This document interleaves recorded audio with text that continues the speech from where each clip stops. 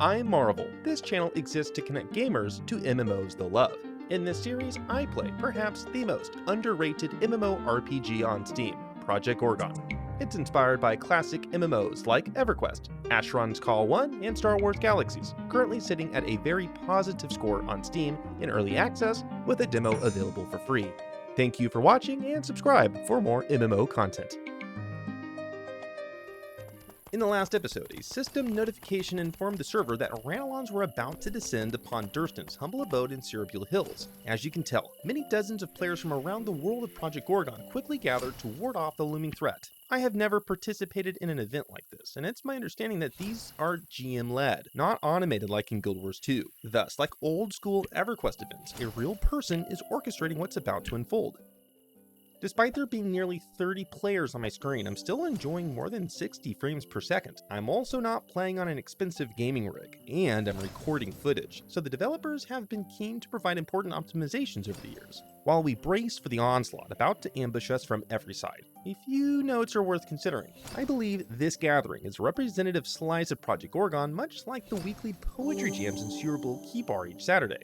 You can see an array of various players metamorphosed into different animal forms, which are functionally distinct classes in their own right. Like in Star Wars Galaxies, bards are playing music in the background that provide buffs for listeners, and I join with a dance, which also provides buffs for onlookers too. There's more to dance mechanics that I'll highlight in a future episode, yet what's important here is that the so-called downtime is still a productive opportunity in Project Gorgon.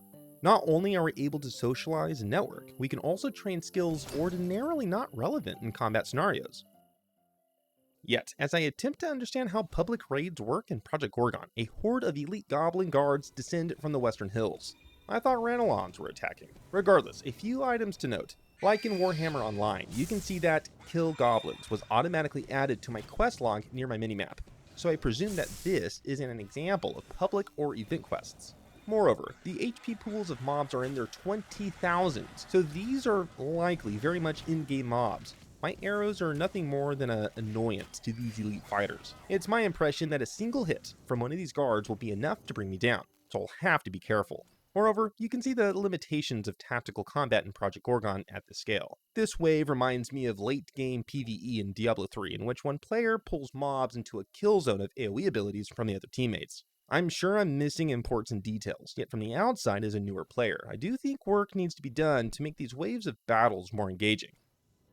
The next wave begins. A group of Ranelon is now upon us. See the frame rate drop when ice mages use the icicle spell? This will come up again in a later episode, yet a developer should examine why it causes such a massive drop in frame rate. I would also like to know if others experience this issue too.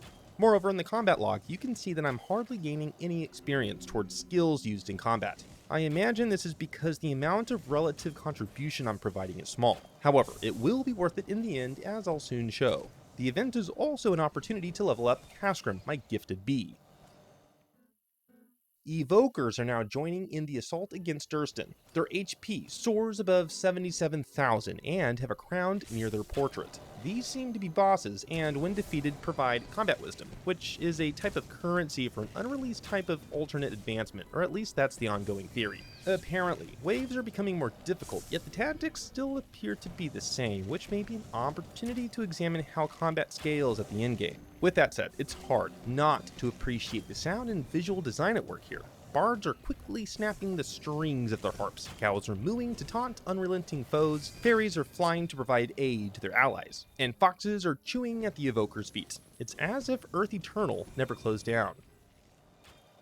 It's during the next invasion attempt that I learn Nimble Limbs, which grants more agility and evasion to your pet. I admittedly entirely forgot that I had learned this skill, so in future videos I'll have to be sure to use it since my bee can use all the defense it can get. This skill becomes available automatically once you level to level 20 in animal handling. We're now introduced to the final boss, the most terrifying overlord, directly responsible for this brutal and unprovoked raid. This cunning mastermind single-handedly united the goblins and Ranelon against Durston and our friends at the inn. Just as Achilles challenged Paris to a fateful duel, we're now being beckoned to join in combat against the most terrifying of foes, the personification of fear itself. It's Bond. I keep my distance as those braver than me rush the... what? Severus the Shadow, a monstrously large reindeer, is the final threat. I wonder if this is a DM masquerading as a mob. It's hilarious. Its HP is over 1 million, and this amounts to what I expect is a raid boss in Project Gorgon. What's absolutely hysterical is that those who engage in melee combat are turned into deer. This is because bosses in Project Gorgon can inflict curses, some of which are temporary, whereas others are permanent. We must now slay the Umbranic deer, because if we don't, all these players would remain as transmuted elk. Part of me actually hopes that happens. I have read that there are some in-game strategies that revolve around purposefully obtaining curses from bosses, because not all of them are entirely negative. I think that type of build planning is rather creative, and I'm glad that the developers offer routes like that to players. With that said, I find the actual event deeply amusing. Racist amphibians have borne arms against a xenophobic innkeeper led by a deer, intent on turning its foes into its very self, much like a parasite leading its host to water to spawn the next generation. All done with silly whimsy. This facade keeps the tone light while still exploring darker themes, much like classical Greek comedy. Find pleasure in our attempt to bring down this highly diplomatic yet racist deer.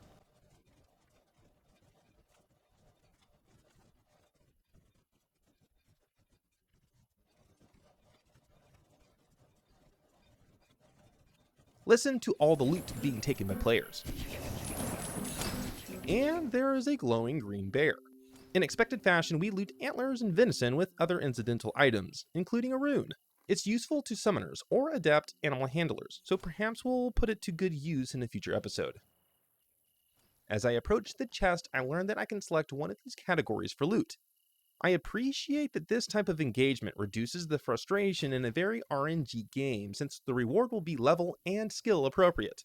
In addition to receiving an array of very helpful gear that I should be able to wear soon, I also obtain a live event credit. I imagine that you can return these in for rewards somewhere else. I was provided a helmet, 2 chest plates, a pair of gloves, shoes, and more. I personally enjoy moments in games when you're given an item for an upgrade, yet have to earn a few more levels to wear. These provide proper anchors for future aspirational achievements tied to an activity you've already done. Proper balancing of this equation is tricky, yet when games nail the formula, players keep on playing.